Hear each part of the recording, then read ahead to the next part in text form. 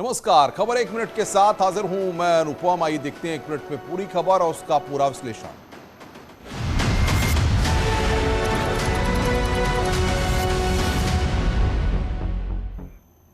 खबर बांदा से है, जहां पर बड़ा नाव हादसा हुआ है। बताया जा रहा है कि 25 लोग यमुना में डूब गए हैं, जिनकी तलाश जारी है। बांदा में दोपहर के वक्त बड़ा नाव हादसा हो गया। मरका थाना क्षेत्र में यमुना नदी के बीच धारा में एक नाव डूब गई। अभी 2 शव बरामद किए गए हैं। नाव में करीब 30 से अधिक लोग सवार थे। 5 लोग किसी तरीके से तैरकर निकल आए। करीब 25 लोगों की तलाश की जा रही है। बताया जा रहा है कि रक्षाबंधन के कारण बड़ी संख्या में महिलाएं और बच्चे नाव पर सवार थे। सीएम योगी ने भी हादसे का संज्ञान लिया। योगी ने अधिकारियों को मौके पर जाने के निर्देश दिए हैं। केवट जितने थे वो बोले हमारी नाव है, हम भी डूब जाएंगे, तुम किनारे में ले। मैं ये भी बोला कि जितना की नाव का खर्च होगा मैं दूंगा, आदमी मैं बचाऊंगा तुमको। उसमें कितने लोग थे? इसमें कम से कम 40, जो घटना हुई 40 आदमी थे। कम से कम 15 आदमी वापस आ गए, 25 मर गए। ये घटना इस हुई कि नाव जो है ना पल्ला टूटने के बाद नाव डूब गई। कितने आदमी खत्म हो गए? कम से कम 8 मेरिया रही, 4 लड़के रहे हैं, 8 आदमी बचे हैं, बाकी सब जरूरत हुई। नाव में कितने व्यक्ति थे?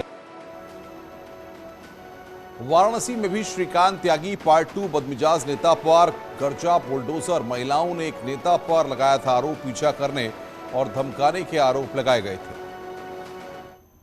नोएडा के श्रीकांत त्यागी केस की तरह वाराणसी की भी एक हाउसिंग सोसाइटी में एक अवैध निर्माण के खिलाफ वहां की महिलाओं ने हल्ला बोला है। इसका असर हुआ है कि एक बीजेपी नेता पर बुलडोजर एक्शन हुआ है। दरअसल आरोपों के घेरे में आए बीजेपी नेता अखंड प्रताप सिंह के कथित अवैध कब्जे पर बुलडोजर चला और बीडीए के अफसरों ने इस कथित अवैध निर्माण को ढहा दिया। मामला वाराणसी के सिकरौल इलाके की वरुणा एन्क्लेव सोसाइटी का है। बनारस में भी नोएडा के श्रीकांत त्यागी जैसा एक मामला सामने आया और हश्र ये हुआ कि योगी सरकार का बुलडोजर चल गया। वाराणसी के सिकरौल इलाके में अखंड प्रताप सिंह नामक क्षेत्रीय एक नेता रहे, जो बीजेपी के नेता अपने आप को कहते थे, और उसी धौस के वजह से वो एक सोसाइटी के पे लगभग आधे बिस्से की जमीन पर अवैध कब्जा कर चुके थे। कई महीनों से इसकी शिकायत चल रही थी, लेकिन जब मीडिया में सामने आया मैटर पूरा, तो वीडीए ने आज तुरंत जो बुलडोजर के जरिए पूरा अवैध कब्जा गिरा दिया। आप तस्वीरों में देख सकते हैं कि सुबह से यहाँ बुलडोजर चल रहा है और जितने भी अवैध कब्जे यहाँ पर थे पूरी तरह से नेस्तनाबूद कर दिए गए हैं। दिल्ली दौरे से सीएम योगी लखनऊ लौट आए हैं। बताया जा रहा है कि दिल्ली में उत्तर प्रदेश के नए प्रदेश अध्यक्ष को लेकर मंथन हुआ। मुख्यमंत्री योगी आदित्यनाथ ने आज दिल्ली में बीजेपी के राष्ट्रीय अध्यक्ष जेपी नड्डा से मुलाकात की। खबरों के मुताबिक दिल्ली में यूपी के नए प्रदेश अध्यक्ष को लेकर मंथन हुआ। बीजेपी को जल्द ही नया प्रदेश अध्यक्ष मिल सकता है। खबरों की माने तो बीजेपी प्रदेश अध्यक्ष ब्राह्मण या दलित चेहरा हो सकता है। बीजेपी इस पर मंथन कर रही है। विनोद सोनकर, विद्यासागर सोनकर, रामशंकर कठेरिया, लक्ष्मणाचार्य, बीएल वर्मा, सुब्रत पाठक, डॉक्टर दिनेश शर्मा, श्रीकांत शर्मा के नाम चर्चा में है। उत्तर प्रदेश के मुख्यमंत्री योगी आदित्यनाथ दिल्ली दौरे पर थे। दिल्ली दौरे पर उन्होंने बीजेपी के राष्ट्रीय अध्यक्ष जेपी नड्डा से मुलाकात की और मुलाकात में संगठन के कामों की और सरकार के कामों की जानकारी दी है। इसके साथ साथ उन्होंने बीजेपी का यूपी का अगला अध्यक्ष कौन होगा, इसको लेकर भी राष्ट्रीय नेतृत्व के साथ चर्चा की है। जौनपुर में भड़काऊ नारे के मामले में पुलिस ने 4 लोगों को गिरफ्तार किया है।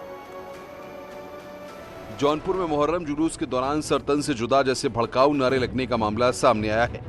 मामला मीरगंज इलाके का है। वहीं पुलिस ने भड़काऊ नारे लगने के मामले में 4 लोगों को गिरफ्तार किया है। बताया जा रहा है कि थाने से 500 मीटर दूर मीरगंज बाजार में मुहर्रम जुलूस में लोगों ने नारे लगाए। ताजिया दफन के दौरान जुलूस में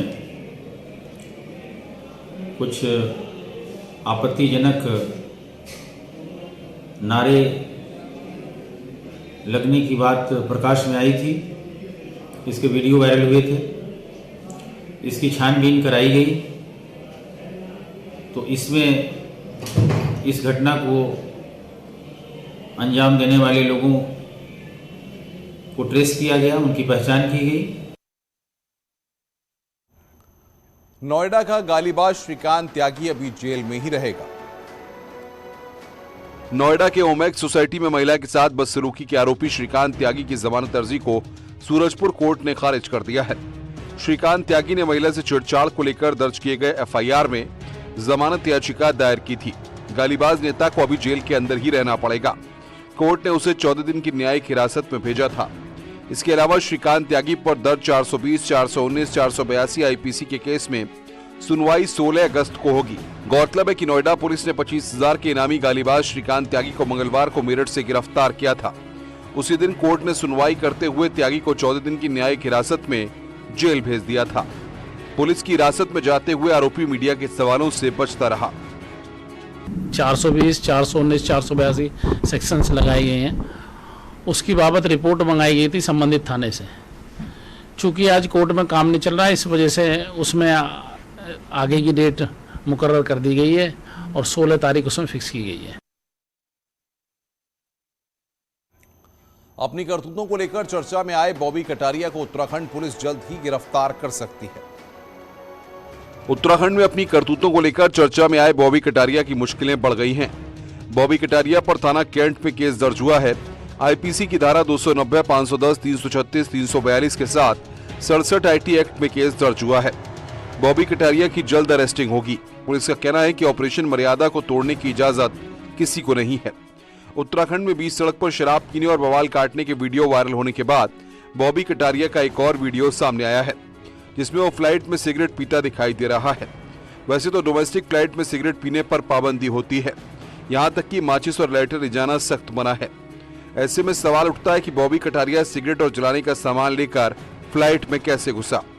डार पर है, एविडेंस आएगा 100% जेल जाएंगे, बिल्कुल नहीं बख्शे जाएंगे। सर, यूपीएससी के विवेचना के दौरान कोई राजनीतिक संरक्षण या राजनीतिक दबाव आया है? बिल्कुल नहीं है, बल्कि उल्टा है। माननीय मुख्यमंत्री जी ने कहा एकदम 100% स्ट्रिक्टली और निष्पक्षता से विवेचना करिए, किसी भी तरह का दबाव हमारे ऊपर नहीं है। मथुरा में एक महिला पर आरोप है कि उसने अपने प्रेमी के लिए पति को मार डाला।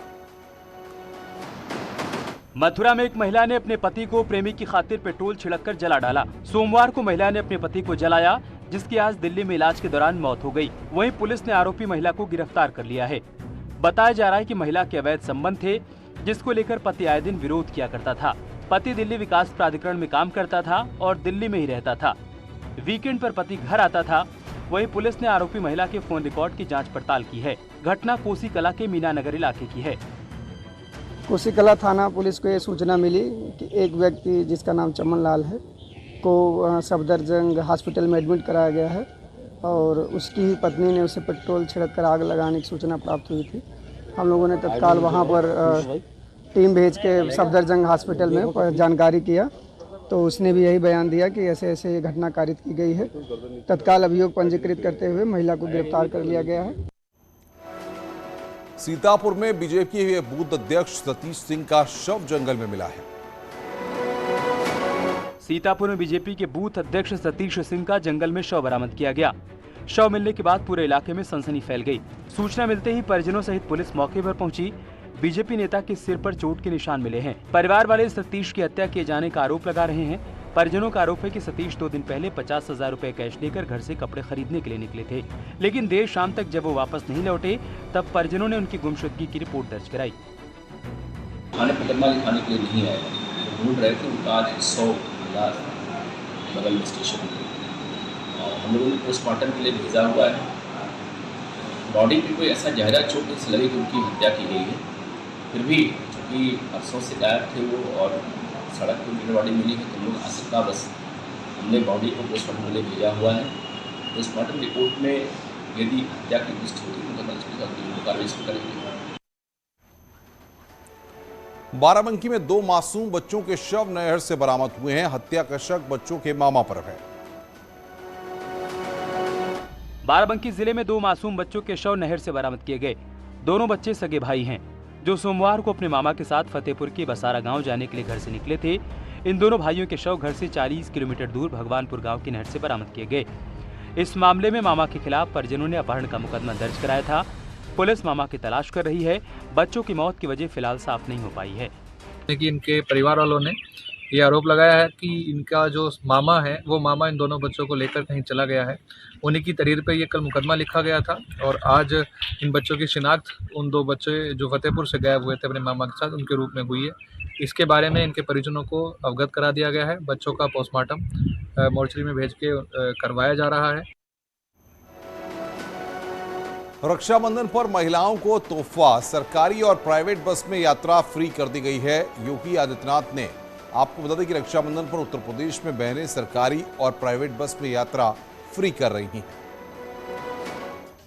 यूपी में बहनें रक्षाबंधन पर बसों में फ्री यात्रा कर रही हैं। सीएम योगी ने इसका ऐलान किया था। आज और कल बसों में महिलाएं फ्री में यूपी में कहीं भी आ जा सकेंगी।